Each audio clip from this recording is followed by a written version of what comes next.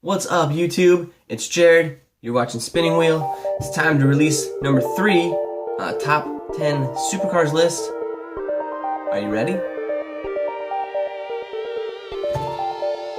It's the Ferrari LaFerrari.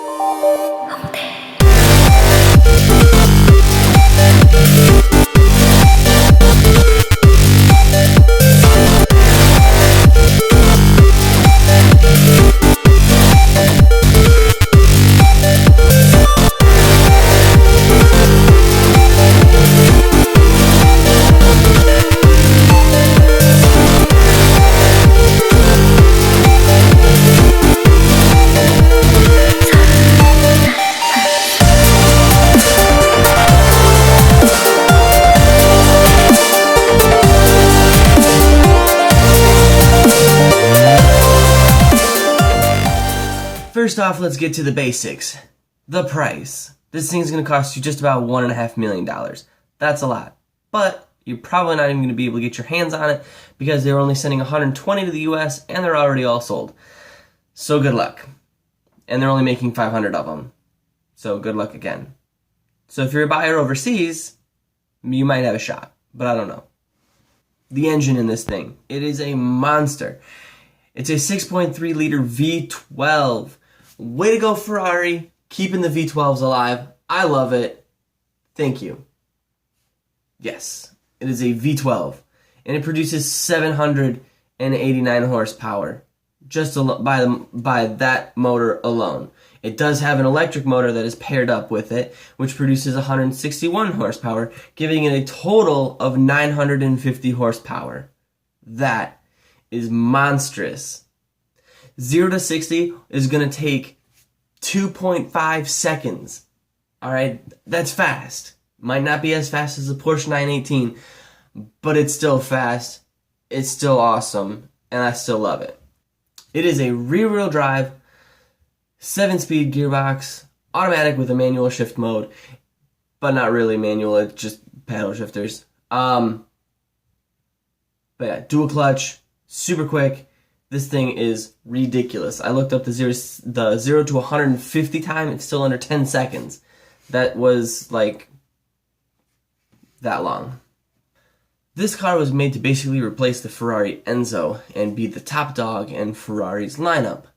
And they have succeeded. Not only have they succeeded, they have exceeded their expectations and made a work of art. I mean, this thing deserves to be in a modern art gallery. The butterfly doors, the gigantic vents that go to the rear engine that are in the doors, the rear fascia that just looks so basic yet amazing, and it's shaped like a T. It's the opposite flipped over, you know, for the front of the car with that floating spoiler.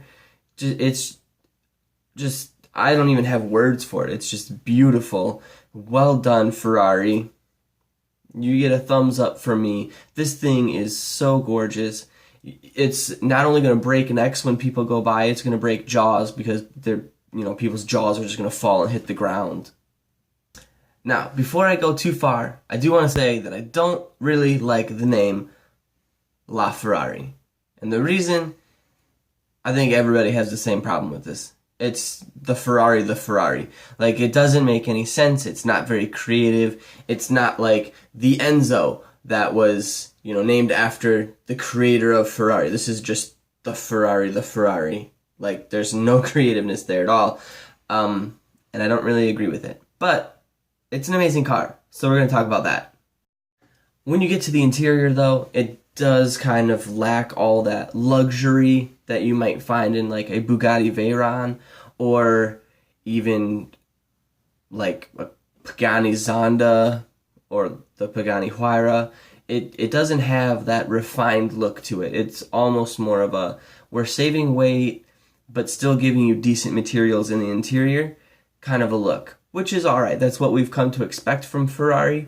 I'm sure it's still very comfortable and easy to drive. Everything is all about saving weight and just making everything go faster. So I understand that, but you don't sit in this car and then all of a sudden think, oh my gosh,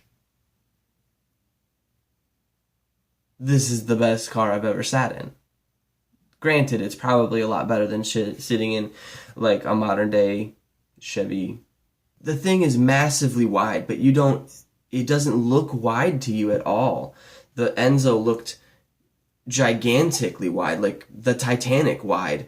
But this thing is so cut and chiseled and just, I don't know how to describe it, but it's so not, I mean, it's wide, but it doesn't look wide. It's just incredible the way that they've engineered this thing. It's beautiful.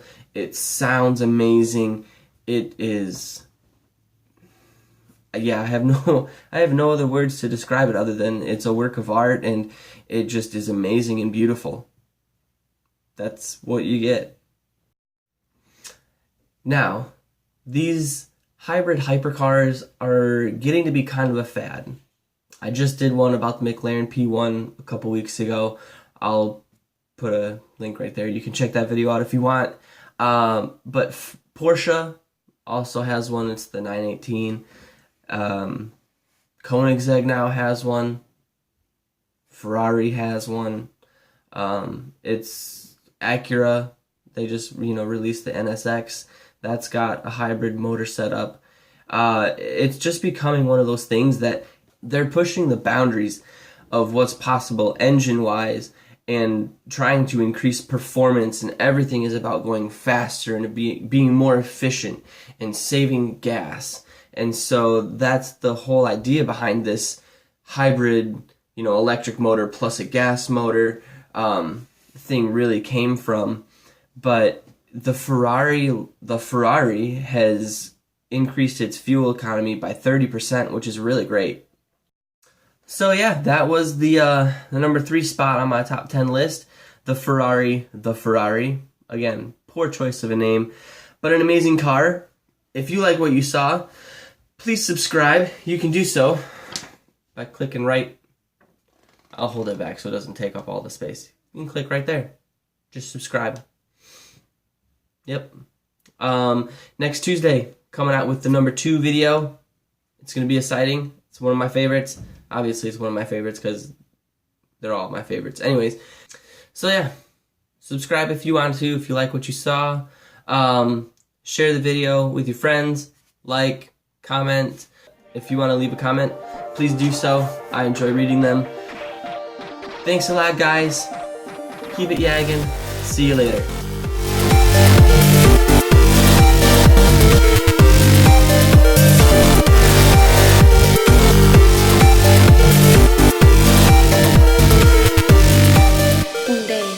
I know this is number 3 on my top 10 list, and I've already got 2 hybrid hypercars basically in the list with the McLaren P1 and then the Ferrari.